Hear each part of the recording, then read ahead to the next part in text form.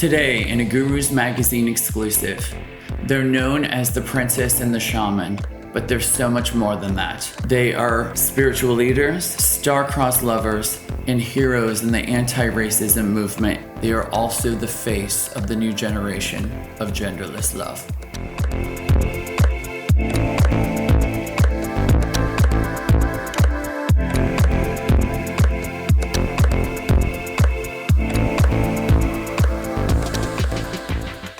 Hello, how are you? Very good, thank you. Thank you. Thank you so much for sitting down with us today. Thank you for having us. You know, I have known you quite a while, and I adore you, and I feel so honored to sit here with you today because I think there's so many misunderstandings about who you are as people, your relationship, and a lot of your beliefs. Well, a shaman is a person who is here to hold the foundations for people to see and witness themselves so that they're able to fully understand themselves from a place of non-judgment and from a place of unconditional love. A shaman's way of looking at things is to look at all aspects of life, to see how that interacts with the person, and then be able to utilize their abilities that shamans learn through their training and through their understanding and growth as a shaman to be able to read the information that other people don't see. And then to be able to facilitate it and help them to be able to gain their understanding of that information so that they can have power within themselves to succeed, to be happy, to live well, to feel nourished, to feel nurtured in life, to feel the understanding of I can move forward in life without fear, and I can choose in this lifetime to have liberation. And so in that process, the shaman's role is to create whatever space necessary for that person to expand in all possible ways of thinking. And that can be a problem for some people because the questions and the understandings that people go down in their path of understanding may not be so conventional to the average person in way that they perceive any form of healing or psychology or any of these things, because we're accessing emotional intelligence. We're looking at the mental faculties on how you interact with the world and how the world connects with you. We're also looking how your relationships and the people around you, the food you eat, and also the environment in which you place yourself all have an effect upon your system on multiple levels. And then once we can help you to understand that some of those experiences that you've had or the ones that you're having are the ones that are negative per se, is because there are certain things that are aggressive attacks upon the system that are not in alignment to you, and everyone has their own alignment. So the shaman's role is to help people find their ultimate alignment for their life to move in a smoother process. I was going to ask that because I think a lot of people would think it is a religion, and because when I did research, so many people I found really were coming for you and really misunderstanding you because they thought you were coming from a religious aspect instead of a mental health aspect. And I found that what was really interesting is that a lot of your work is based on mental health.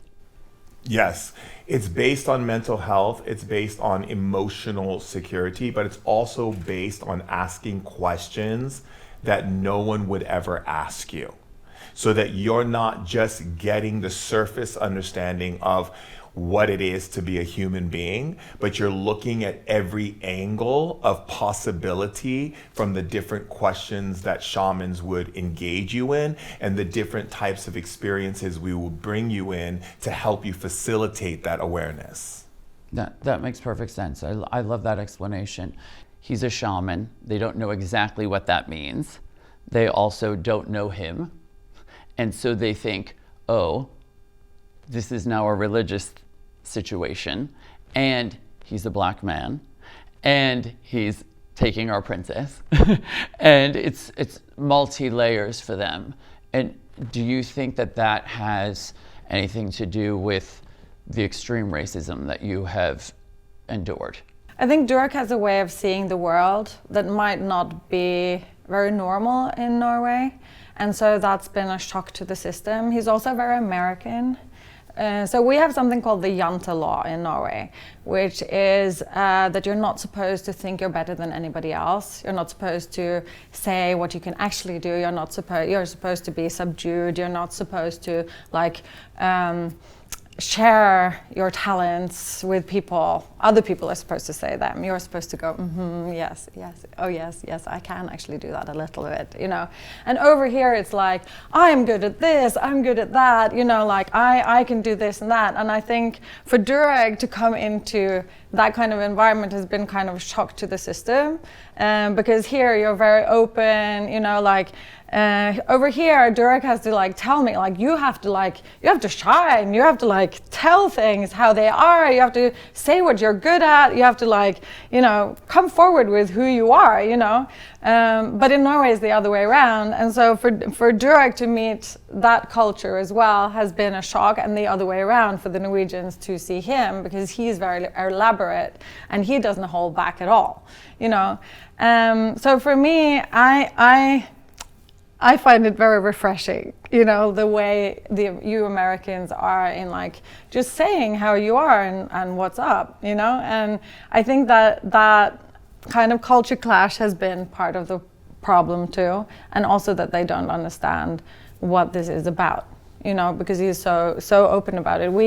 We try to hide it and just say a little bit so that it'll land smoothly, No, it didn't with me anyway, but that's the kind of way that Norwegians do. And you just say it as it is. Right. Yeah, and and also I think there's different juxtapositions, because on one hand there is he's a shaman, what is that? Yeah. And the depiction of shamanism is always in television and media. It's always this person doing black magic or doing something that is not very conventional, or even can be scary for some people. Or the idea is that everyone takes ayahuasca and does plant medicine, or either that I'm a charlatan and I'm scamming people and whatnot, because they don't understand it. So they think I'm like a snake oil dealer or whatever. But they don't understand the different layers of shamanism. They don't understand that there's a spirit shaman, there's an earth shaman, there's a fire shaman, water shaman. I'm a spirit shaman, so I talk to spirits, and that's how I was trained. But there's earth shamans who deal only with plant medicine, and fire shamans who do temazcals and fire ceremonies, and then water shamans like you find in Indonesia, Hawaii, who submerge you with water or pray into the water and so forth. And then air shamans who use their voice to bring healing and energy and transformation. They use musical instruments, things of this nature. So the context of what they're actually being exposed to is very, very limited, because they don't understand it. And then you add that to the understanding of, one, this is our princess. Two, you have the understanding of race. Now, here's the interesting thing that most people in Norway and other cultures don't understand about how people of color see people and understand if they're racist or not. Most human beings think that racism is based upon the concept of you don't like that person because of the color of their skin, or you call them a name that's very racial or whatever, and that considers you to be racist. That's not how we people of color see racism. We understand through history that racism is governed by the understanding that human beings have already made up their mind that you're guilty until proven innocent. The idea of guilty by proven innocent means that the moment they see your color, they see that you're either a thief, a bad person, a liar, or something is wrong with you, and they're out to find it so that they can keep you in that place. That's what racism is. It's a curvature of consciousness that leads you to already believe that there's something I'm doing wrong, or I have to be doing it wrong because that's what people like them do.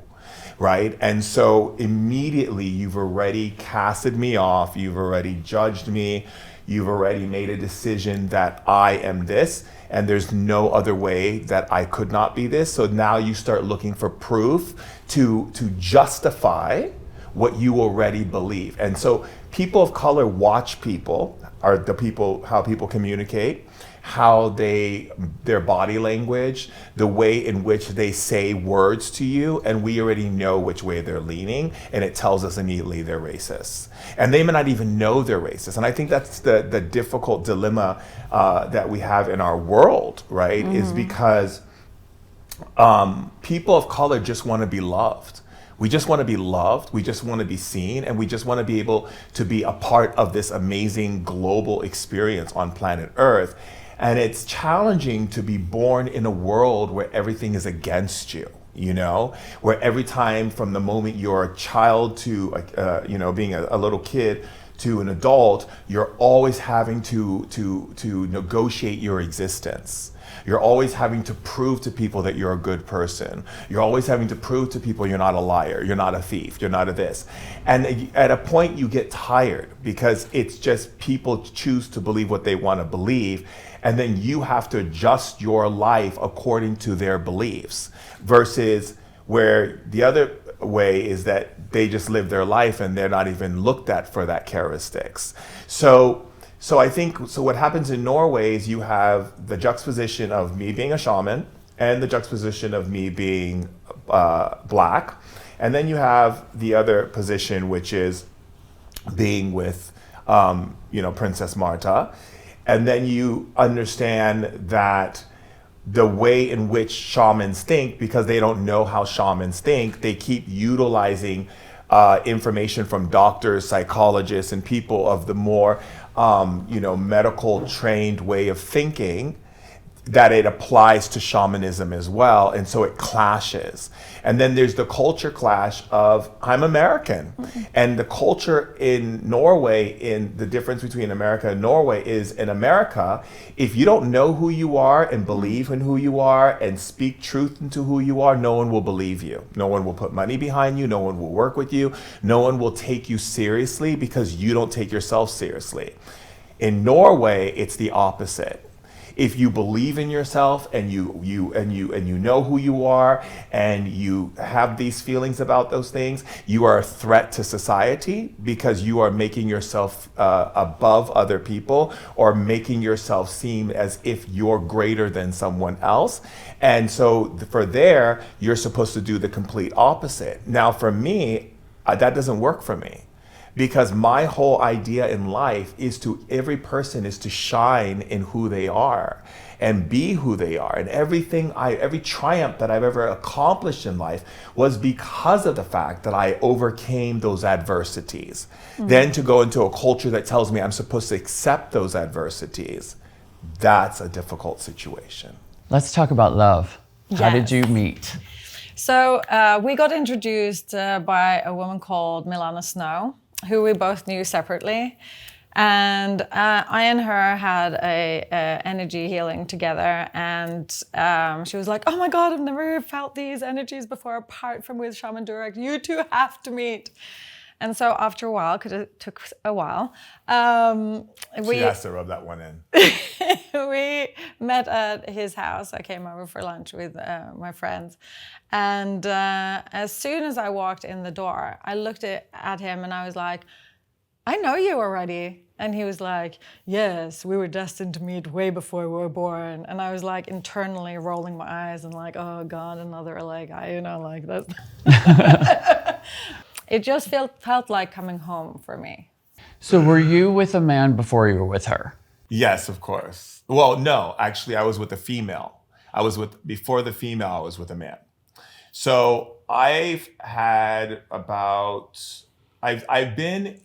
never really felt like I fit into the gay community because I've always had challenges with the gay community in the way in which the acceptance and love and openness. There's a lot of racism in the gay community that I've been spending a lot of my time wanting to get people to become more aware of.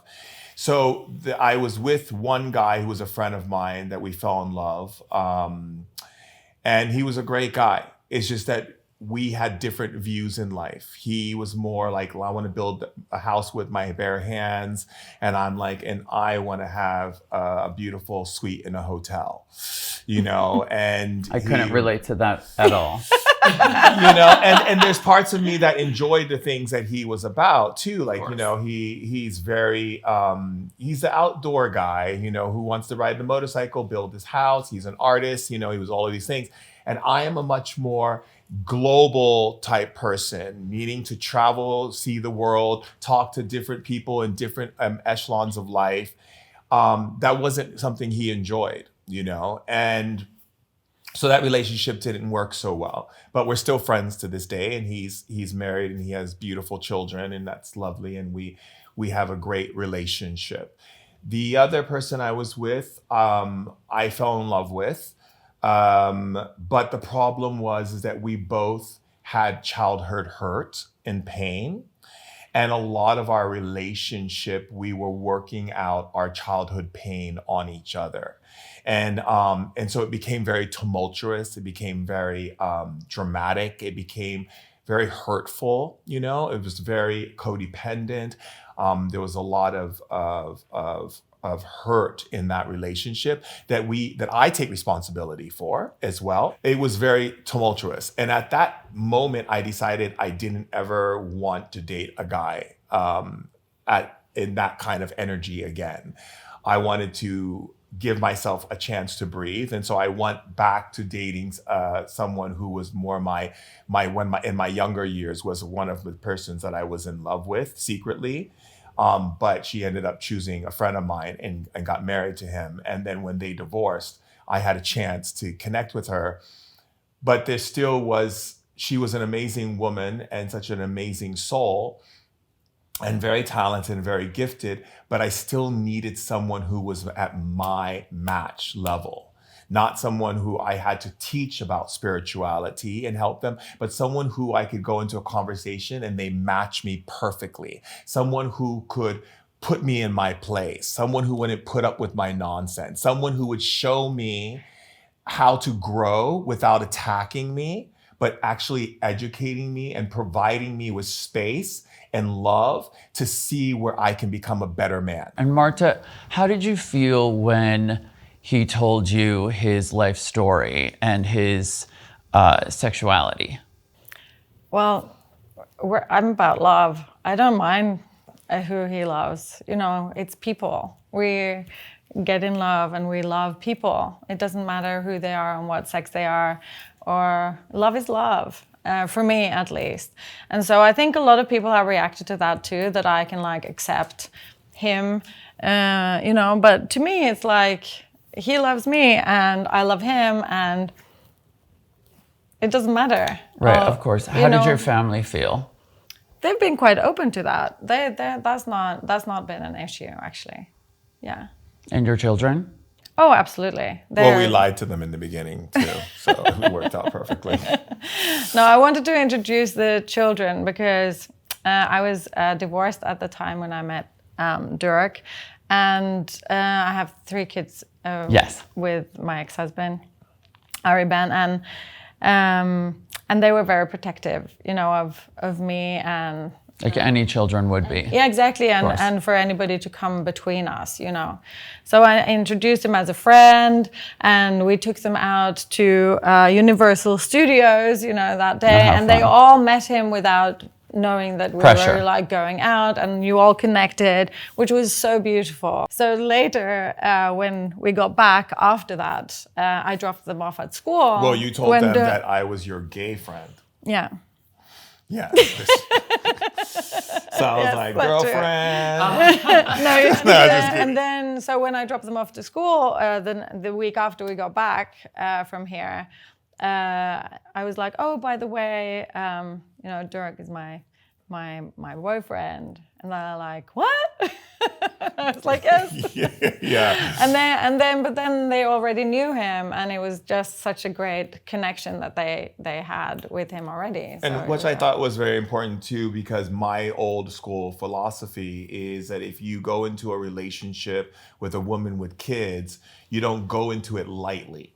So I had to do a lot of soul searching to make sure that one, I wasn't going into a relationship with her because she's a princess. Two, I wasn't going into a relationship with her for any other reasons because I'm really in love with her. And also, this relationship that I'm going into also means that I'm in a relationship with her kids. And am I ready to step into a role that requires me to be a certain type of person with a woman who is with children, and put my needs aside to make it about the children? 100%. And so I needed to meet them not as her boyfriend. So I met them as her gay friend. But I got to build a relationship with each of them individually, which allowed me to really soul search even more. That if I am to continue this relationship, which is same for her, because no one can go into her life unless her kids are, in approval. Yeah. And everything I do in our relationship, I always go to the kids first. When it was to propose to her, I asked permission to her children, and I asked permission to her parents. It wasn't just like me proposing and forgetting about the kids. Every move I make, I ask the children, how do you feel about this? What do you think? Give me your real feelings. And they tell me, Yeah, and what I've really been admiring about you as a couple is that you are the face of genderless love for this next generation. And I find that what you're doing and how you're living really is such an inspiration for this young generation coming up, because they believe in what you believe in. It's the older generation that don't really understand it, but the young generation, because of how they're growing up with the internet and everything that's around them, and things are moving so quickly in their lives, that they're developing their social skills so much faster because they don't have a choice. Mm-hmm. And they're just so open because everything is open to them. And that's why I think your love and your spirit is really working and really an inspiration. And I love everything about it. And what I'd like to do now is fast forward, because everything has spun out of control for you really since you were engaged. My family has been very open, including Derek and me, in very many meetings, finding out how are we going to resolve this? How can we best be there for you? How can we find common ground and bridge these two ways of living so that we can coexist and be happy? And I think that the way that my mother and father, the King and Queen, did that together with also my brother, the Crown Prince, was, really beautiful. And I think, for me at least, it is about building bridges. And, love is about loving each other, whatever you mean, or whatever I mean, or whatever I stand for, or whatever you stand for, but building that bridge so I can understand your views and you can understand mine, but we still love each other regardless. And I think that has been a really good and solid process. And I think that, or I hope, and I think you do, have been seen, and that they feel the other way too, that all views have been heard. I think from my position, it has been challenging coming into a family, because anything that has to pertain to their world was not given to me. But you've been amazing in that way. People were, there was like one time we were in Turkey and we were meeting the mayor of Turkey, and I had walked in front of Martha. And people got outraged because they're like, who is this commoner have the right to walk in front of Princess Martha Louise? This is not the order of conduct, right?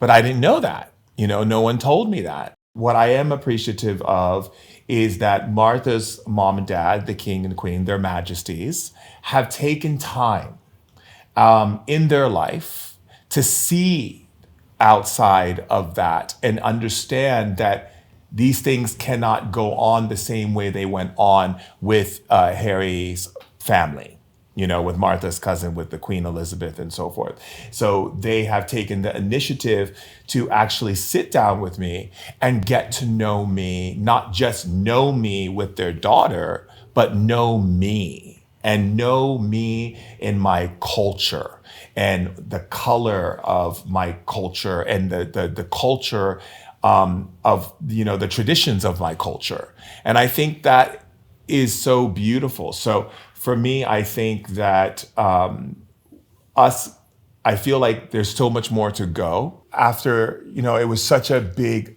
deal that King Harold spoke out against what was being done to me and the racism, and helping and really bringing an awareness that they're not okay with it. For any person in the monarchy to be able to speak at that level is history in the making. And for the press to bury it, not talk about it, not put it out there, was very disheartening to me. So Martha and I posted it on our Instagram. And finally, I started noticing other news channels talking about it and sharing it. And it actually made me feel like someone hears us. How can the press take something that is so huge, and they talk about every disaster in the world and every problem that's supposed to be huge, but a pivotal moment for people of color is not huge? It's not important that a king in all the histories of the royal families is speaking out against racism and it's not being acknowledged? That was such a moment for me. I cried, I prayed, and I felt great gratefulness for such a man to be able to speak so truthfully. And the fact that he said it made me have even more respect and more excitement for me and Martha and him.